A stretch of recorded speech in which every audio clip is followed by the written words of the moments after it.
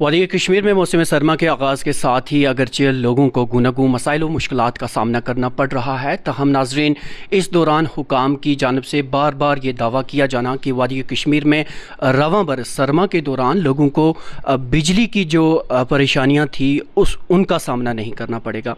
हालांकि मुतल्लिका महकमे की जानब से बार बार ये कहा गया है कि जिस तरह हुकूमत ने यह वाज़ह तौर पर कह दिया था कि रवां बरस ये कोशिश की जाएगी कि कट से कम जो कटेलमेंट्स वगैरह हैं उनमें कमी लाई जाएगी और बिला खलल लोगों को बिजली की सप्लाई जो है वो फ्राहम की जाएगी।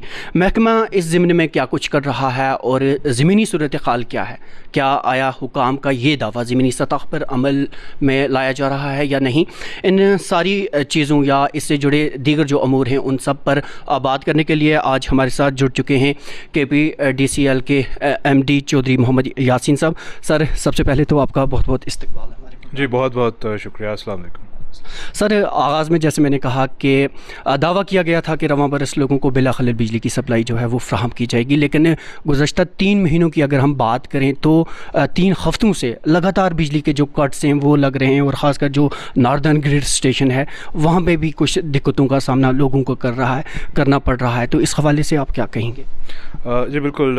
पहले तो मैं जैसे कह दूँ कि हुकूमत जम्मू कश्मीर और महकमा बरक़ियत एंड पर्टिकुलरली KPDCL बिल्कुल जो हमारे ऑनरेबल LG सर ने पहले कमिटमेंट दी थी उस पर बरकरार हैं that we are continuously striving to improve the power scenario है। आपको मैं पहले थोड़े 2 फिगर्स बता दूं कि कश्मीर डिवीज़न का total maximum load is around 2900 megawatt और this has risen by 11% in the last year. मतलब पिछले साल जितने हमारे रजिस्टर्ड कंज्यूमर्स थे उससे 11% बढ़ चुके हैं और इसमें काफ़ी और वजूहात है, जैसे कि कोविड के बाद काफ़ी joint families have split into nuclear families, बहुत ज़्यादा नए घर बन चुके हैं, बहुत ज़्यादा कमर्शियल और इंडस्ट्रियल लोड ऐड हो चुका है। So this is obviously a result of the development, massive development that has taken place, that the electrical load has increase. However at the same time आपने जैसे खुद ही जिक्र किया कि देयर आर ग्रिड कंस्ट्रेंट्स। अब मेरी ऑर्गेनाइजेशन एक discom है और डिस्ट्रीब्यूशन कंपनी, जिसके ऊपर एक ट्रांसमिशन कंपनी है और एक फिर generating company and power corporation of the department which is responsible for power purchase and yes this year for varied reasons both availability is low और जो कीमत है हमें बिजली की वो बहुत ज़्यादा आ रही है। और इस पॉइंट पे एक बहुत अहम चीज़ मैं कहना चाहूँगा कि just like there's no such thing as free lunch, there's no such thing as free power. हमारी अपनी जो जनरेटिंग कैपेसिटी है वो बहुत लिमिटेड है and during most hours it is only limited to 200 megawatt जो हमारे अपने खुद के हाइड्रो पावर प्रोजेक्ट से आ रही है और उसके अलावा काफ़ी जो मेजॉरिटी चंक है वो हमें बाहर से ही परचेज़ करना पड़ रहा है। कुछ दिनों पहले हमारे ऑनरेबल LG ने भी इस बात का जिक्र किया और उसके चलते हमें अभी पावर सिनेरियो स्टेबलाइज करना पड़ रहा है। ये मैं पहले बता दूं कि हमारा विंटर कटेलमेंट शेड्यूल 15 नवंबर के अराउंड किक इन हो गया था और उसके कटेलमेंट के बियॉन्ड रफली half an hour to 1.5 hours के दरमियान एक एक्स्ट्रा हमें डिस्ट्रेस कटेलमेंट फेस करना पड़ रहा है ग्रिड की तरफ से बिकॉज ऑफ द अनअवेलेबिलिटी, जो हम एक डिस्ट्रीब्यूटेड मैनर में रोटेट करते हैं amongst various areas and regions. However the department is working on addressing this issue and in a short while we will be doing away with this as well. Sir, पहले जब हम मुतल्लिका महकमे ने से इस तरह की बात की थी तो उन्होंने कहा था कि अभी शाख्त राशि का जो काम जो है वो चल रहा है जिसकी वजह से लोगों को दिक्कतों का सामना कर पड़ रहा है। वंस वी कंप्लीट दिस उसके बाद लोगों को कोई परेशानी नहीं होगी, लेकिन उसके बाद भी हो रही है। जी, शाख्त राशि तो हर साल होती है, मौसम सरमा से पहले होती है और ये ऐसा नहीं है कि बहुत लंबे अरसे के शटडाउन्स लिए जाते हैं। वो रूटीन मैटर की तरह है जो तकरीबन 1-1.5-2 महीने तक प्रोसेस चलता है। उसके अलावा काफ़ी जो हमारे एक्सपेंशन वर्क्स होते हैं, इलेक्ट्रिकल इंफ्रास्ट्रक्चर एक्सपैंड कर रहे हैं, नए DTs हम इंस्टॉल कर रहे हैं, क्रिएट कर रहे हैं, नए रिसीविंग स्टेशंस, रिकंडक्टरिंग चल रही है, LTA भी केबलिंग चल रही है। इन सब के लिए भी हमें शटडाउन्स लेने पड़ते हैं जिनको अभी फ़िलहाल हमने बिल्कुल मिनिमाइज़ कर रखा है। सर, ऐसा नहीं हो सकता कॉर्पोरेशन के उन इलाकाजात में जहाँ पर शाख्त तराशी वगैरह का अमल चल रहा है, तो वहाँ पहले से ही शेड्यूल्ड मुश्तहर कर दिया जाए ताकि लोगों को पहले से पता हो। जी, एक चीज़ में, हाँ, ये प्रॉपर हमारी तरफ से नोटिफाई होता है, हमारे ट्विटर हैंडल्स और तमाम और इंफॉर्मेशन के जितने ज़रिए हैं उनसे हम ये सर्कुलेट भी करते हैं। पर मैं आपको ये बता दूं कि अभी फ़िलहाल किसी भी तरीके की शाख तराशी से कोई शटडाउन नहीं लिया जा रहा है, और प्रोजेक्ट वर्क्स की तरफ से बहुत ही मिनिमम शटडाउन लिए जा रहे हैं। तो अभी फ़िलहाल हमें या तो सिर्फ शेड्यूल्ड कर्टेलमेंट या डिस्ट्रेस कर्टेलमेंट फेस करनी पड़ रही है। इसके अलावा दो और किस्म के मसले आते हैं जब local distribution transformer so called फट जाता है, डैमेज हो जाता है, तो जब उसको रिप्लेस करने के लिए जो वक्त लगता है उसमें फिर उस पर्टिकुलर मोहल्ले को दिक्कत आती है। और उसके साथ साथ जब कभी लाइन में फॉल्ट आ जाता है, जब हम वापस से पूरा अपना रिसीविंग स्टेशन और डाउनविल इंफ्रास्ट्रक्चर रिचार्ज करते हैं तो काफ़ी बार फॉल्ट आ जाता है, जिसको ट्रैक, रिपेयर और रिस्टोर और रिचार्ज करने में कुछ वक्त और लग जाता है। सर, आपको नहीं लगता कि इसको स्ट्रीमलाइन करने की बहुत ज़रूरत है, क्योंकि इसकी वजह से लोगों को ज़्यादा दिक्कत है? आपने बिल्कुल सही कहा, और मैं आपको ये बता दूं कि मैंने आज ही एक सर्कुलर निकाला है जिसके तहत जो भी डैमेज डीटी रिप्लेसमेंट है वो शेड्यूल्ड कर्टेलमेंट के दौरान ही हो, ताकि हमें पूरे फीडर एरिया का शटडाउन नहीं लेना पड़े। और दूसरा जो कदम हमने पहले ही उठा दिया था कि फॉल्ट ट्रैकिंग एंड रिपेयरिंग का टाइम मिनिमाइज़ करने के लिए हमें QRTs quick response teams form की हैं at sub division level and below, so that एक डेडिकेटेड रिस्पॉन्सिबिलिटी हो। क्योंकि काफ़ी दफ़ा अगर रात में फॉल्ट आया हुआ है तो इतनी एडिक्वेट मैन पावर मोबिलाइज़ करना, किस तरह से करना, किस हद तक करना, वो चीज़ें अनक्लियर रहती थी, वो भी सब हमने अब सॉर्ट आउट की हैं। सर, इन सारी चीज़ों के बीच अक्सर ये हो जाता है कि अगर ट्रांसफार्मर जल गया या वो एक तो वक्त पर रिपेयर जल्दी से नहीं हो जाता, और ख़ासकर वो इलाका जहाँ पर स्मार्ट मीटर्स नस्ब किए गए हैं, दावा ये था कि 24 घंटे वहाँ बिजली रहेगी, लेकिन वहाँ पे भी कट्स लगे। जी बिल्कुल, मैं आपको ये बताऊं कि हमारा वादा था, और इनफैक्ट ये बाकायदा डॉक्यूमेंटेड नोटिस था कि जितने भी हमारे स्मार्ट फीडर्स हैं श्रीनगर में और कुछ और ऐसे एरियाज़ जहाँ पे LTA भी इंसुलेटेड केबलिंग 100% है, वहाँ हम 24 आवर्स इलेक्ट्रिसिटी देंगे। और श्रीनगर के 8 फीडर्स और अनंतनाग के 3 फीडर्स में ये बाकायदा किया गया। बस जो ये डिस्ट्रेस कर्टेलमेंट है तकरीबन कोई जो 1.5-2 घंटे की, वो ही दिक्कत कर रही है इन एरियाज़ के लिए। And with that gone we will be able to give a more continued supply. Sir, meters की रीडिंग के हवाले से लोगों में थोड़ा, मैं चाहता हूँ कि अगर आप उसको थोड़ा वाज़ह कर दें ताकि लोगों को थोड़ा समझ आ जाए।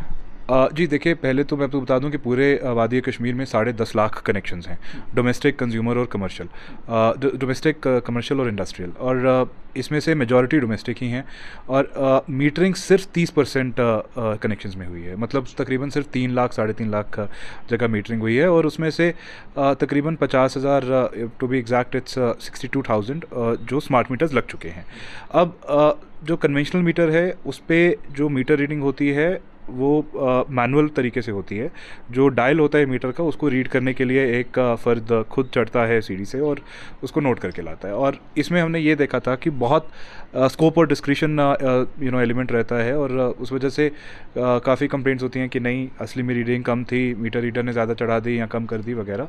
तो उसी को डू अवे करने के लिए हमने स्मार्ट मीटर्स लाए, और इससे जो भी डिजिटल रीडिंग आ रही है वो डिजिटली ही ट्रांसमिट हो रही है, किसी को मैनुअली वो रीड नहीं करना पड़ रहा। Yes, it is being displayed on a panel on the meter itself, while additionally एक इसका एक्सेसरी ऐप हम बनाने जा रहे हैं जिसके तहत कंज्यूमर को अपने स्मार्टफोन पे उस ऐप के ज़रिए अपने कंज्यूमर आईडी के अगेंस्ट जो स्मार्ट मीटर लगा है उस पर कितना लोड अक्रू हो गया है उस महीने के जिस भी डेट में उसको कितना बिल इकट्ठा हो गया है वो दिखेगा, उसकी डेली कंजम्पशन, आर्ली कंजम्पशन और even latest consumption, instant consumption भी उसमें होगी। और इनफैक्ट उसमें हम प्रीपेड ऑप्शन भी दे रहे हैं कि जितना आप पहले ही डिसाइड करें कि मुझे इस महीने सिर्फ 1000 रुपये की बिजली खरीदनी है तो मैं उतना ही खर्च करूँगा। आपने ऐप की बात की, ई बिलिंग सिस्टम के लिए भी ऐप किया गया है, तो किस तरह से ये कार्य करता है? जी, I am very proud to say that KPDCL was one of the first discoms जिधर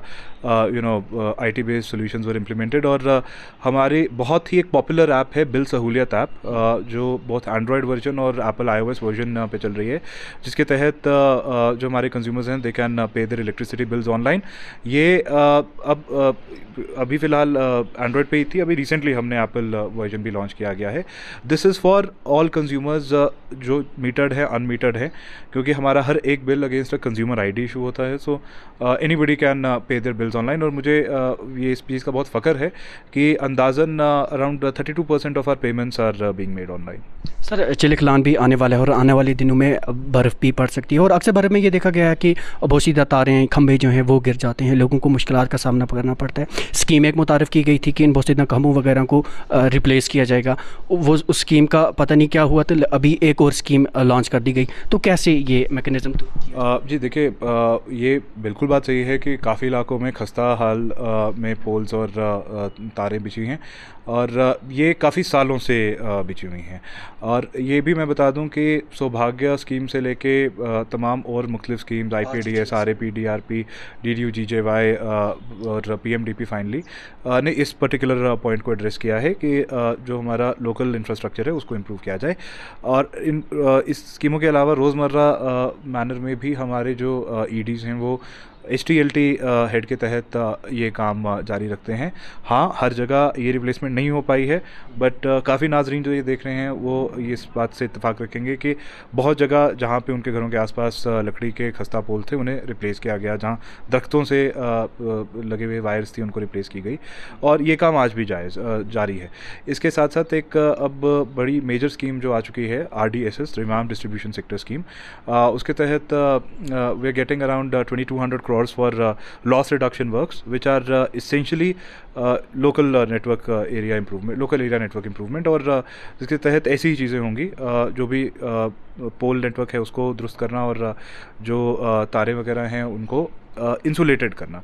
और इसका सबसे अहम इम्पैक्ट मैं आपको ये बता दूं कि जो हमारे इसको लॉस रिडक्शन इसलिए कहा गया है क्योंकि हमारी बहुत ज़्यादा बिजली जो चोरी हो रही है वो इस वजह से हो रही है कि मेजॉरिटी केबलिंग जो है हमारी वो बेयर कंडक्टर है, वो नॉन इंसुलेटेड है। तो किसी भी शख्स के लिए उस पर हुक डाल के बिजली चोरी करना बहुत आसान हो जाता है, और ये तभी हल हो पाएगा जब हम ये इंसुलेटेड केबल से रिप्लेस कर देंगे। अब इस पॉइंट पे मैं एक चीज़ बहुत अहम आपसे शेयर करना चाहूँगा। आई नो कि काफ़ी नाजरीन, पूरी आवाम को बिजली के नज़रिए से काफ़ी ज़्यादा मसाइल हैं, बहुत शिकायतें हैं। जैसे मैंने कहा कि हमारे लिए बिजली अवेलेबल करना इज़ बेस्ड ऑन परचेज़, और आगे डिस्ट्रीब्यूट करना इज़ ऑल्सो बेस्ड ऑन जो हम आपसे रिकवरी करते हैं। और एक पॉइंट मैं आपको बता दूं कि वादी कश्मीर हर साल तकरीबन 5000 करोड़ की बिजली की खपत करता है। मतलब हम हुकूमत जम्मू कश्मीर महकमा बरक़ियत 5000 करोड़ रुपए की बिजली ख़रीदता है हर साल, पर उसके अगेंस्ट हमें कंज्यूमर से सिर्फ 1600 करोड़ बरामद होता है for both domestic consumers, all consumers put together. 1600 crore, सिर्फ 3400 करोड़ का लॉस हम हर साल फेस कर रहे हैं।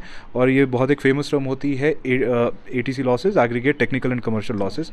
और इसके कई वजूहत हैं कि मीटर नहीं लगे हैं या बिजली चोरी हो रही है, so on and so forth. So आप ये समझिए कि हमें ये कमोडिफिकेशन जो हो चुकी है इलेक्ट्रिसिटी की, this is an inevitable process जो पूरे मुल्क में हर जगह है, और हमें भी इस चीज़ को एक्सेप्ट करना है। और इसलिए हमारी ये कोशिश है कि जिन एरियाज़ में मीटरिंग है और जहाँ लोग बाकायदा जितनी उनकी खपत है वो उतना पे कर रहे हैं, हम उनको बेस्ट पॉसिबल सर्विसेज प्रोवाइड करें। ये बहुत ही मुश्किल काम है पूरे वादी में अमल दरामद करने के लिए, बट कोशिशें हमारी जारी हैं। मेरी आवाम से ये गुजारिश है कि वो पहले तो बिजली का जुडिशियस यूज़ करें और उसके साथ साथ अपने आउटस्टैंडिंग ड्यूज़ पे करें, ताकि हम पावर परचेज़ करके बेहतर तरीके से आपको बिजली फराहम करें। एक और चीज़ बड़ी मुश्किल काम है, बिजली के नाजायज़ इस्तेमाल को रोकना। वक्त वक्त पर कहा गया कि रोका जाएगा, लेकिन ज़मीनी सतह पर वैसा दिखाई नहीं दिया। अब कैसा मैकेनिज़्म आप अपना रहे हैं सो दैट इस चीज़ को कम किया जा सके? जी देखिए, जैसे मैंने पहले जिक्र किया कि DT डैमेजेस का मेजर रीज़न यही है कि अनकंट्रोल लोड। अब हर कोई चाहता है कि उसके मोहल्ले का ट्रांसफार्मर 25 kVA से 100 kVA हो जाए।